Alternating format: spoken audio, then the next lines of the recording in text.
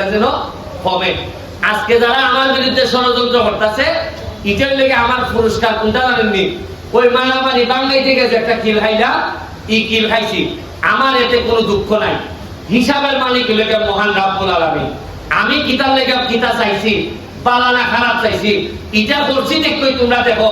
আজকে সারা জীবন মানুষের ভালো চাইছিলাম দেখই 1 লাখ ভোটে বাংলাদেশের মধ্যে সবচেয়ে বেশি ভোটে তোমরা আমার বাস করাইছো। সুতরাং এটাই আমার উত্তর। আপনারা শান্তি বজায় রাখবেন, বাকিটা আমরা সারাক্ষণ আমরা জেগে থাকবো। আমার তো আমি ভাই করা 9 নম্বর ওয়ার্ডে আপনি গেছেন যে ওই উদ্যোগী কথা আমার একটা ওই বাথরুম থেকে আমাদের আমি বললাম আমার অনেক জড়িত হইও না। আমার একটা প্রবন্ধ হচ্ছে আমার বাড়ি ঘুরছে এপ্রিলের 23 তারিখ মঙ্গলবার, কিছু হয়েছে না।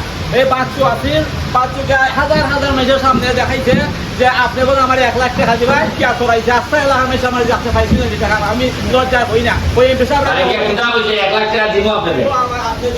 আল্লাহ যে বাজারে যে পয়সা আছে টাকা লই নিছে। আমি আপনারা কইছি না, কেন কইছি না আপনি মানে কষ্ট করি যে বাট পাটার দেল করা আমি আপনাদের কিন্তু হসপিটাল সামনে মানুষ দিয়া তখন আমি সবার ভিড় আপনাদের মাথা দেখতে নাই। আচ্ছা, এখন প্রথম প্রশ্ন হইল গিয়া বাচ্চুরে তো আমি বাচ্চু লাগে কেন? আমার তো লোকের অভাব নাই কইবার, বা আপনারা তো আমি নিজেই গিয়া কইতে পারলাম যে আমি আপনার 1 লাখ টাকা দিব আপনার ঘর করছে। যাই হোক, আপনার এই বাচ্চু এরা লাগতো না। আপনি যেহেতু কইছেন আমরা বাড়ির আপনার বাড়ির ব্যাপারে টিনের ব্যাপারে পিআইএর অফিস থেকে আমরা ব্যবস্থা নিব। আপনার টিন এবং যা যা লাগে সত্যি এটা তুমি ব্যবস্থা নিবাই নিব। আর আপনারে বাড়ি বানাইবার সময় আরো নগদ 30,000 টাকা দেওয়া হইব, ঠিক আছে? আর জানাতে লাগতো না, ওই যে নিজাম সত্যির সাথে আপনি যোগাযোগ করবা, কথা বলছেন নি? আবার যখন গোয়াল বললে মানুষের মাথা ঠিক থাকে না। আপনি যে অজ্ঞান ঠিক আছে এই জন্যই আমি চিন্তা করতেছি। অসুবিধা নেই, থ্যাংক ইউ।